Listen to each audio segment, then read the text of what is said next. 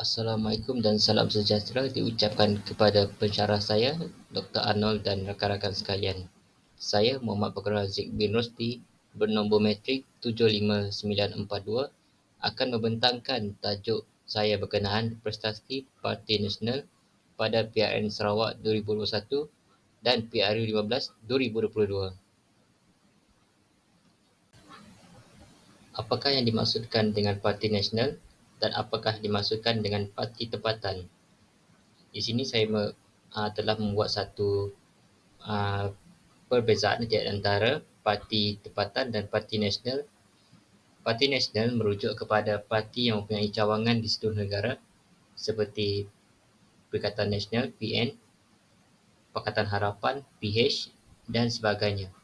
Parti Tempatan Sarawak pula merujuk kepada parti yang berasal daripada negeri Sarawak itu sendiri seperti GPS, PSB, PBK dan sebagainya.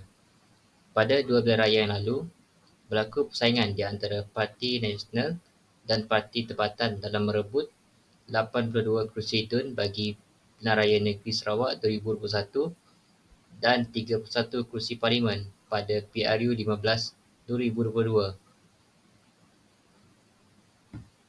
Di dalam objektif kajian saya telah mengemukakan 4 objektif utama dalam kajian ini. Objektif pertama, mengkaji latar belakang politik Sarawak. Objektif kedua, mengkaji isu-isu di dalam politik negeri Sarawak. Objektif ketiga, mengkaji prestasi parti bersifat nasional pada PRN Sarawak 2001 dan PRU 15 2022. Objektif keempat, mengkaji pandangan rakyat Sarawak berkenaan parti nasional di Sarawak. Bagi persoalan kajian pula, saya akan mengemukakan bagaimanakah sentimen kenegaraan ini terbentuk.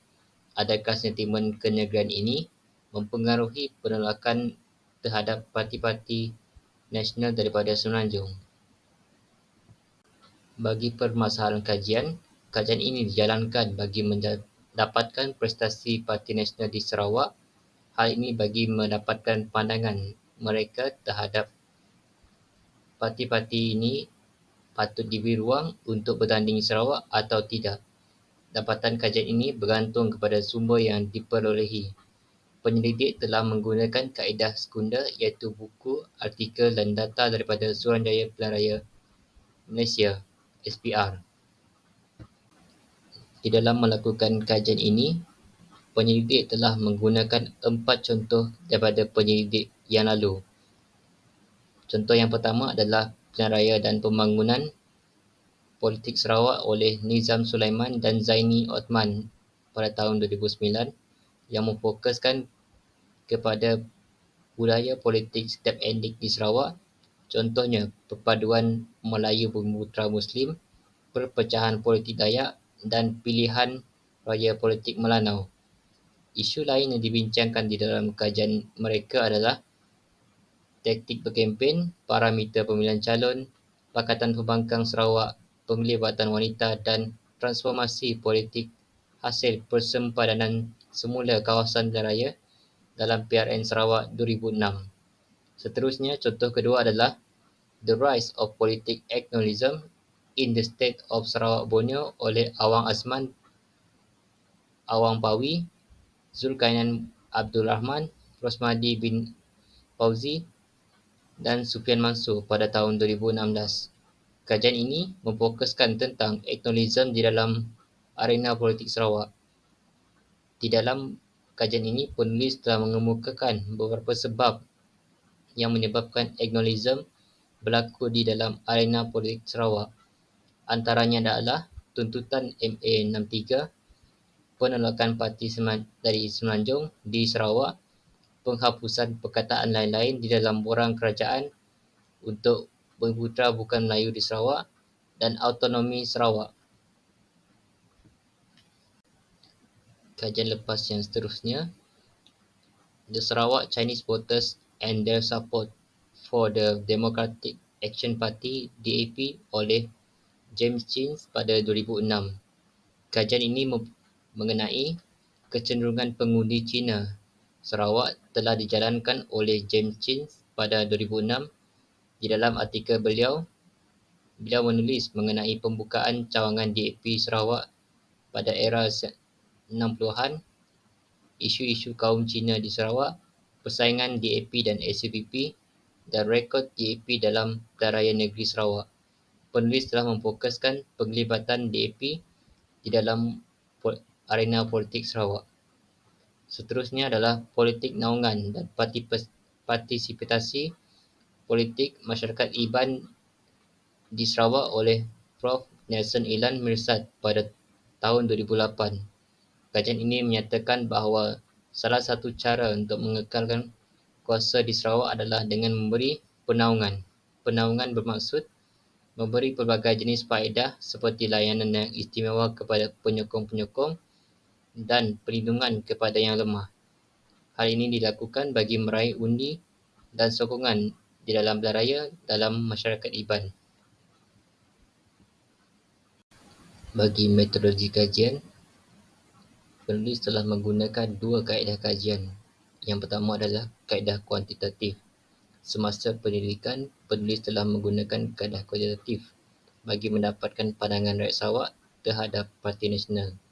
Kaedah kuantitatif ini membolehkan analisis dilakukan secara menyeluruh.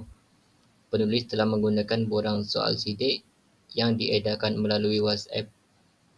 Yang kedua adalah penulis telah menggunakan sumber sekunder. Penulis telah menggunakan artikel, jurnal, buku dan sumber internet bagi mendapatkan keputusan penilaian lalu.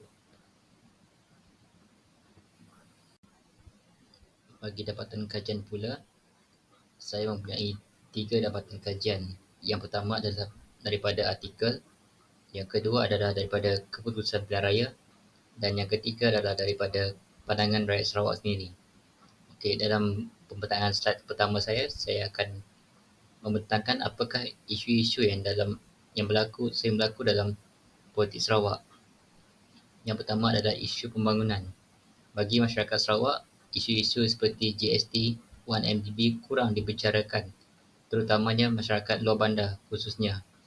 Hal ini kerana isu-isu pembangunan seperti jalan raya, bekalan air bersih dan akses internet adalah lebih dekat dengan masyarakat luar bandar. Sebagai contoh, pada PRN Sarawak 2021, bagi kawasan Dun Asadaya, isu jalan raya yang teruk sering berlega di media sosial yang menuntut supaya calon yang bakal dipilih supaya mempercepatkan proses perbaikan jalan raya bagi Dun Asadaya.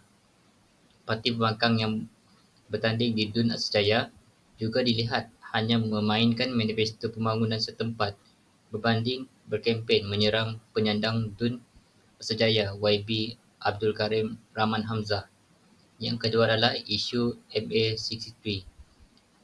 MA63 merujuk kepada isu Malaysian Agreement atau dalam bahasa Melayunya Perjanjian Malaysia 1963. Ini merupakan isu hangat yang dibincangkan di dalam politik Sarawak.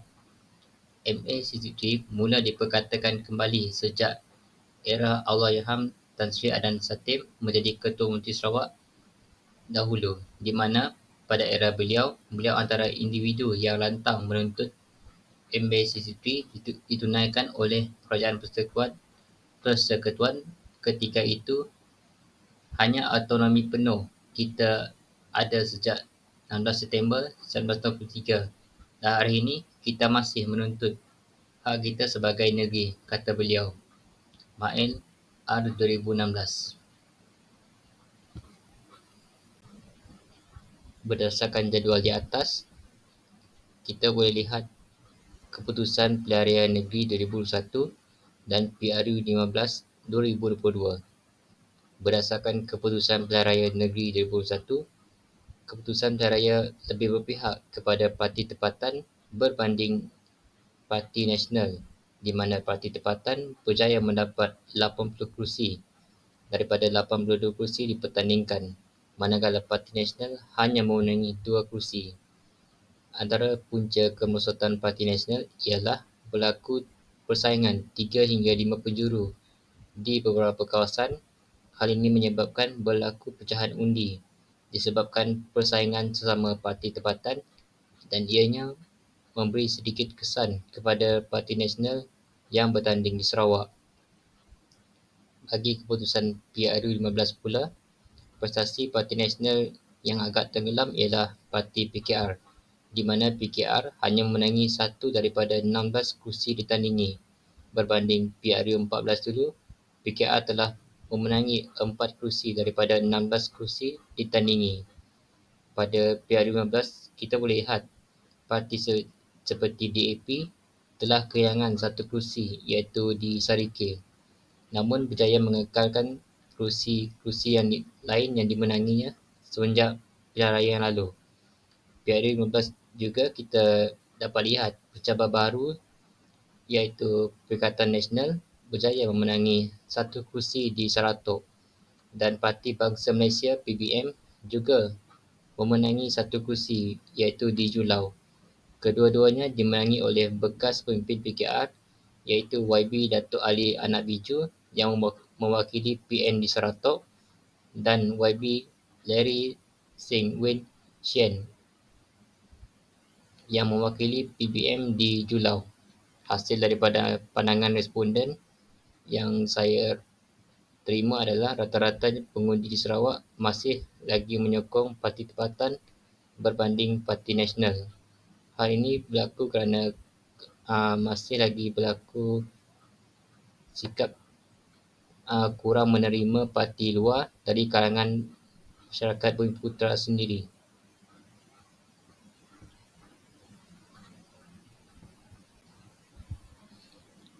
Bagi perbincangan kajian, hasil daripada kajian mengenai prestasi Parti Nasional ini ialah parti dari luar Sarawak masih kurang mendapat tempat dalam kebanyakan masyarakat Bumiputera di Sarawak. Ini dapat dibuktikan keputusan PRN Sarawak 2021 dan PRU 15 di mana kawasan Bumiputera masih lagi dipenangi oleh parti-parti tempatan Sarawak. Ketiadaan parti seperti BN UMNO di Sarawak juga telah sedikit memberi kelebihan kepada parti tempatan untuk memenangi kebanyakan kerusi Bumiputera. Selain itu, pada pandangan penulis, kajian ini telah membuktikan bahawa di Sarawak terdapat setengah kawasan yang kemenangan seorang calon itu bukanlah berdasarkan parti, akan tetapi berdasarkan personaliti calon. Personaliti ini bermaksud dari segi sumbangan calon tersebut di kawasan mereka, juga pengaruh yang kuat bagi kawasan mereka.